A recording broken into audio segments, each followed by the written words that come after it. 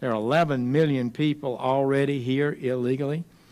It's estimated. That's more than the population of Georgia.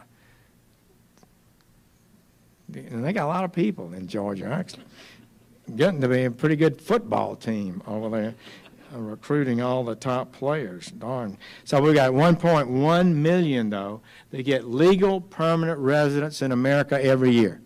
Get a green card, LPR status. Within a few years, they can become a citizen. Don't let anybody tell you we're not a generous nation on immigration. That's the largest number of any nation in the world. In addition, we have some 600,000 people that come here simply to take jobs. And then we've got hundreds of thousands come as students. So we're very generous, but we, American people, want to see an end to this lawlessness. And it's not improper. It's not mean-spirited. It's right and just that if we're going to have a system, we enforce it. And this sanctuary city business, all these lawsuits, on the protests and all that go out there, at the bottom, they tend to be an affirmation of open borders. No matter what you do, if you catch them at the border, you're unkind. If somebody gets in the country, you can't deport them. If they come into the country and commit crimes, you can't deport them. Not only that you can't deport them, they're going to block us from even being able to investigate them and deport them. Now, this is a radical agenda. It is contrary to law. It demeans Tom Homan's ICE officers and the duties they have to do. We're not going to put up with it. We're going to fight it as hard as we can, and we're going to call on the people of these jurisdictions to ask their leaders, what are you doing? Do you not believe in law? Do you believe that all you got to do is get into America unlawfully and never to be deported? You can be cross the border in Arizona today, be in San Francisco hauling drugs tomorrow, and be arrested and not be deported because it's a sanctuary city? Is this what they're saying? Yes, basically, that's what they're saying. It's unacceptable. We're not, and the president feels strongly about this, and so do I. So I think it's, first and foremost, regardless of the lawsuits, it's just wrong policy. It makes the places the citizens of these jurisdictions at greater risk than they ought to be. Whatever the crime rate is, it would be more significant. And we have so many fabulous people that wait their time, come into America, and we don't admit them if they're criminals. They have to establish that they're a person who's likely to be a good citizen before we admit them. But when the people come illegally, many of them have criminal records, extensive criminal records. So, but we're seeing some problems. In April, the number of illegal entrants at the border was triple what it was April last year when President Trump just got elected, and the numbers dropped dramatically. So we've got a lot to do, and we're working on it. We're sending 35 new assistant United States attorneys to the border.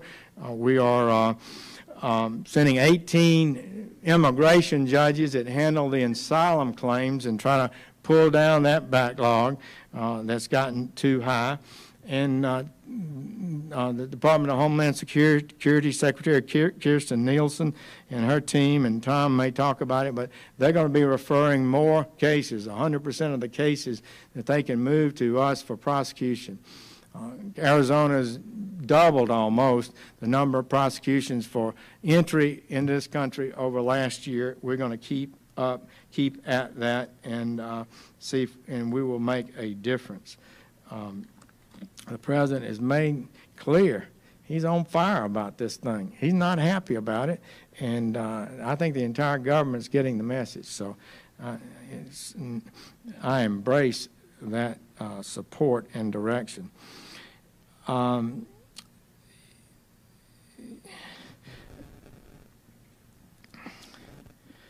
So if you cross the border unlawfully, even a first offense, then we're going to prosecute you. Those cases are up about double last year, and we're going to go higher this year. It's an offense to enter the country unlawfully. If you smuggle an illegal alien across the border, then we'll prosecute you for smuggling. If you're smuggling a child, then we're going to prosecute you. And that child will be separated from you probably as required by law. If you don't want your child to be separated, then don't bring him across the border illegally. It's not our fault that somebody does that.